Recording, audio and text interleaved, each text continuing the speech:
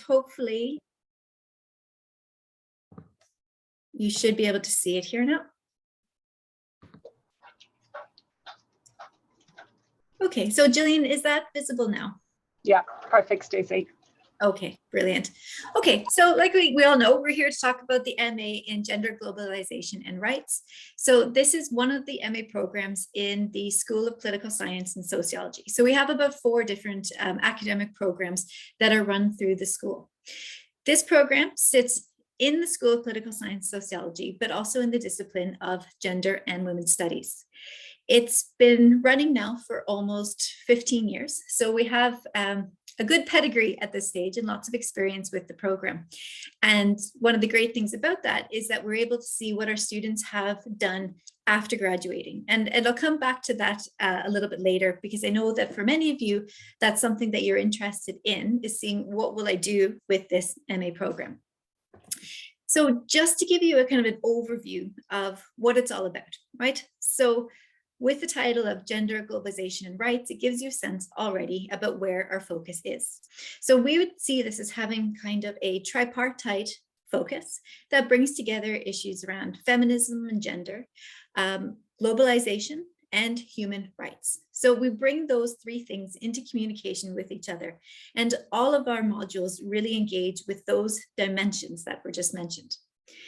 Now, our program is both theoretical as well as practical. So we do engage with theory, and that's an important part of understanding how we bring concepts and knowledge to bear on different kinds of practice.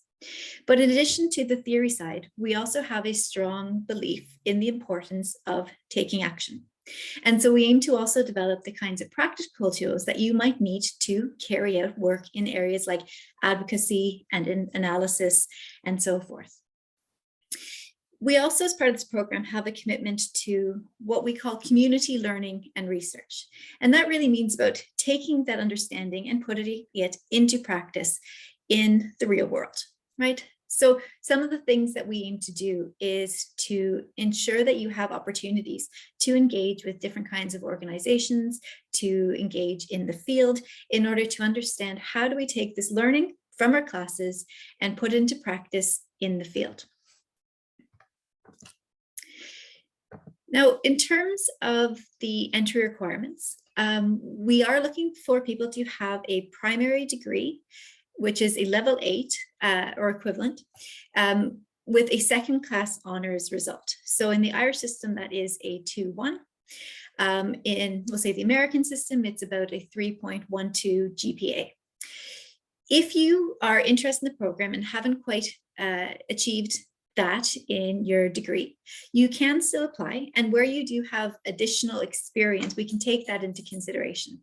So if you've done your degree some time ago and you've been in the field working since then do by all means apply, and we can think about that and see how well the fit works with the program. When you apply, you should include a writing sample. And this sample is really about making sure that you have the academic skills in order to keep up with the program. So for the writing example, you don't need to send us in anything that is specifically about gender or about women's studies.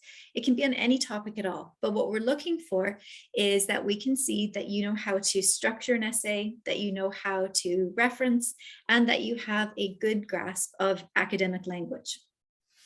We also ask applicants to give us a letter of interest. And this is really just detailing why you would like to take part in the program, how you think it might align with your career interests or your interest in further education. And it gives us a sense of who you are and how you will be able to engage in the program and with the other students. Now, we have a couple of different modes of study. So we have a full-time MA program, and that is 12 months. We also have a part-time MA program where you take the same program, but you take it over 2 years instead of 12 months. There is also a postgraduate diploma option. So this is where you would take only the taught components of the program and graduate with a postgraduate diploma instead of an MA degree. Now, when we teach, we aim to kind of group our modules together, our lectures together, so that even with the full-time program, you take classes over just 2.5 days.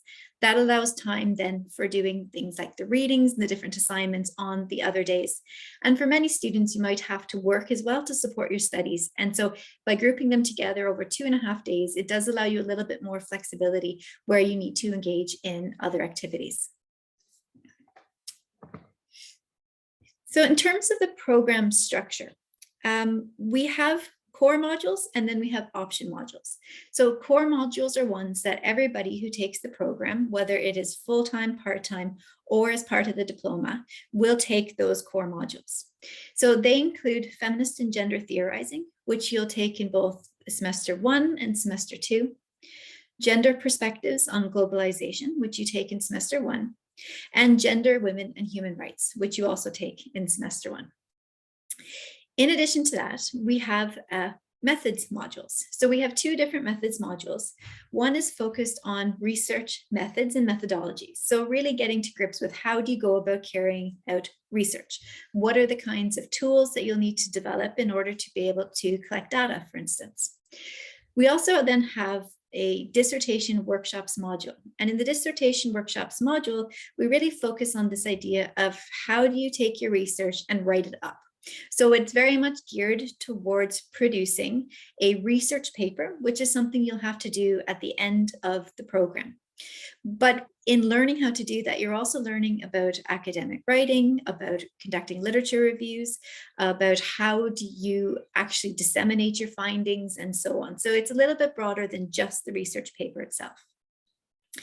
Now in semester 2, we have a range of option modules. So it's in semester 2 that you really get a chance to pick the areas that you are most interested in exploring.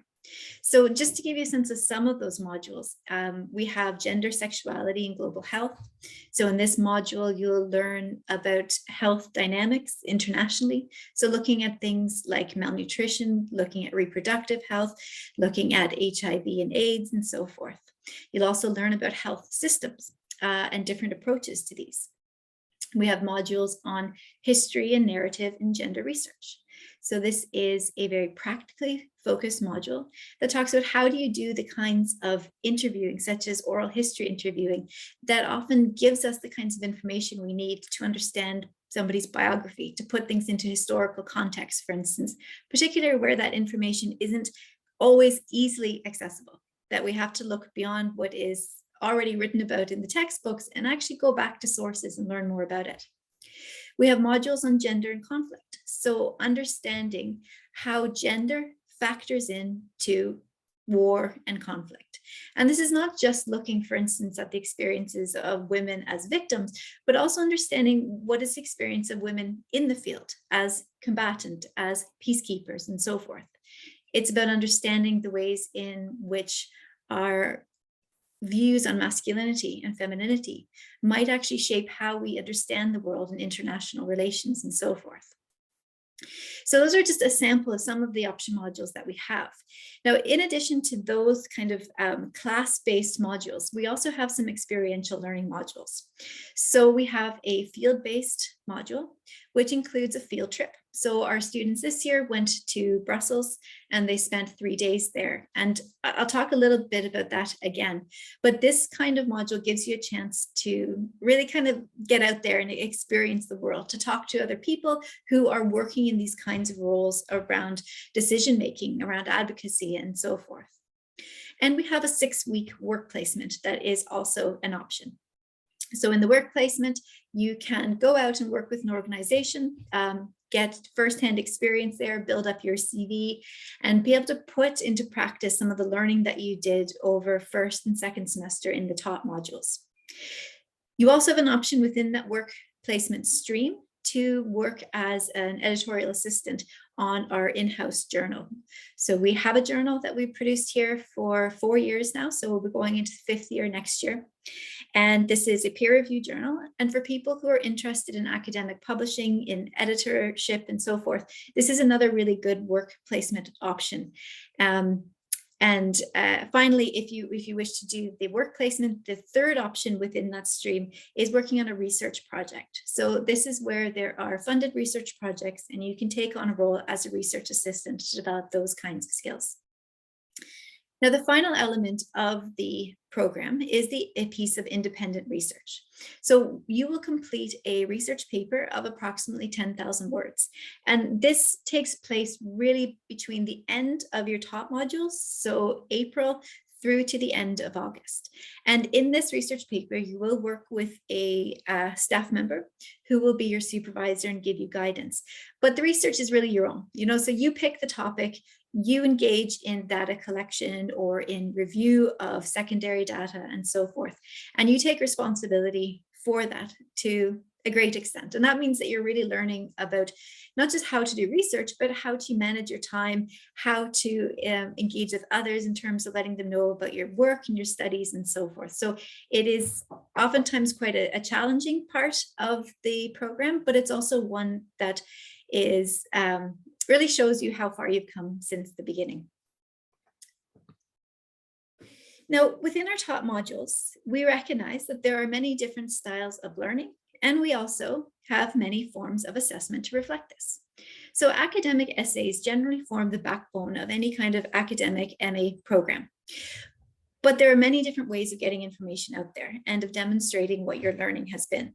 So some of the things that we do are having academic posters. And so you can see one here on the screen, Putin's Russia, Masculinity, Nationalism, and the Russo-Ukrainian War.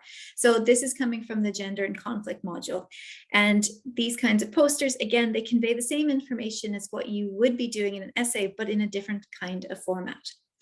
We engage every year in a debate. So the other picture that you see there are students from this year in the debate presentations. And so this is a group debate that is part of the feminist and gender theorizing module. We do learning journals. We learn how to write reports, which have a different structure and approach than academic essays.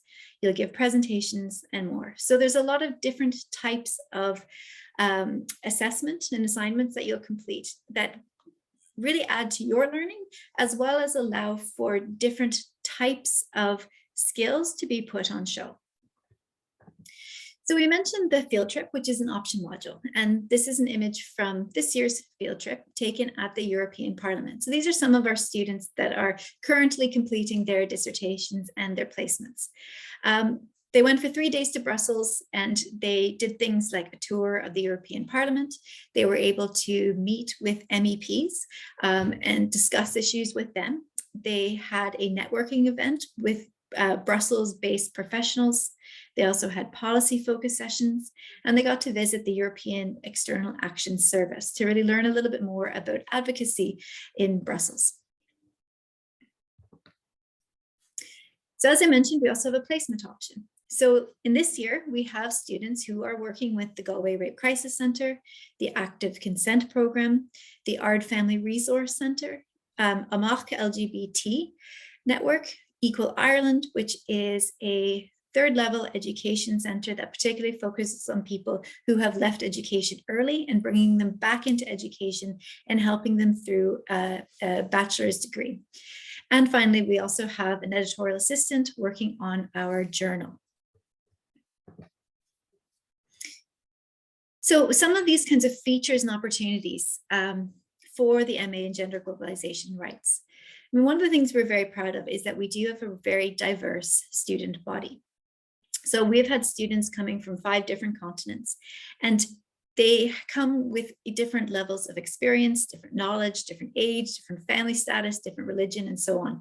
And all of this contributes to having this very positive, but also very collaborative learning environment. So students don't just learn from us as lecturers, but they learn from each other's experience as well. Some of the lecturers on the program are recognized leaders in areas such as gender-based violence, as well as women's history. So you are getting people with huge amounts of experience who are contributing to the program. Some of the roles that our students have gone on to include non-governmental organizations, governmental agencies, higher education, and the private sector. And some of our students have also pursued research through PhD studies. In the program, you will acquire written and oral communication skills, practical skills such as in gender analysis, as well as publication skills. And we're also very proud of the fact that our program attracts a high number of scholarship holders. So we are recognized by the university as a high demand program. And some of the people who have taken this program in the past, well, every year we have Irish Aid Scholars or ICOS Scholars, but we've also had Mitchell Scholarship holders, Bright Scholarship holders, and a University of Sanctuary Scholarship holders. So we attract a wide range of different students and many of really excellent caliber. But overall, what we see is that students come into the program, some with a lot of knowledge around gender issues, some without any at all, having never taken a single module around this. And really, it is a very much a kind of a together environment where we all work together in order to develop skills and knowledge. And it is really, say, a positive place to be, and something that we are quite proud of as lecturers in the program, to see the way that our students both develop and how they develop their friendships with each other as well. Now, in terms of your prospects, so, as I mentioned, our graduates typically move into roles with NGOs, government, or into research. So just having done a quick scan of our graduates between 2018 and 2021 and where they're located now in terms of their jobs, we have one of our students who is the senior coordinator at the Clinton Health Access Initiative.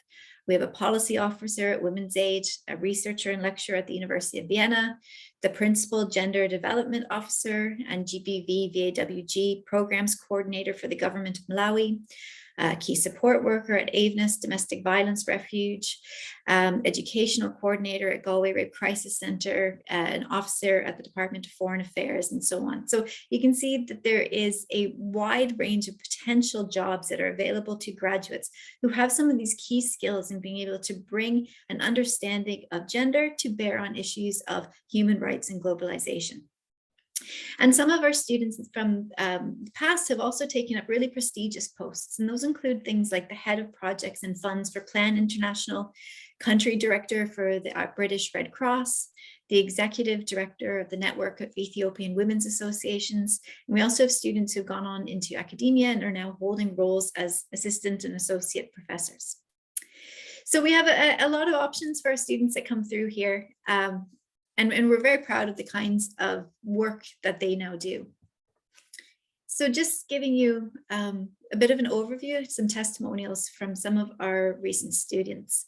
Mary McGill, who was an MA student with us and who went on to do a PhD and has taken up a role as a lecturer and works as a journalist, describes how completing the MA has been invaluable to me in so many ways, both professional and personally, and as an activist. Most of all, it has given me the intellectual and practical skills that have enabled me as an academic and journalist to work on issues I feel passionately about and to bring those issues and ideas to a broad audience. Chloe says that today I work as a senior program coordinator at the Clinton Health Access Initiative. Overall, the graduate program was instrumental in equipping me with sector-specific knowledge, developing an expertise in gender, and providing the right tools to succeed in my career. And only just recently, we received an email from a past student who let us know that she had achieved her dream job of working as a gender advisor in the World Bank, and noting how important the MA program was to be able to achieve that goal.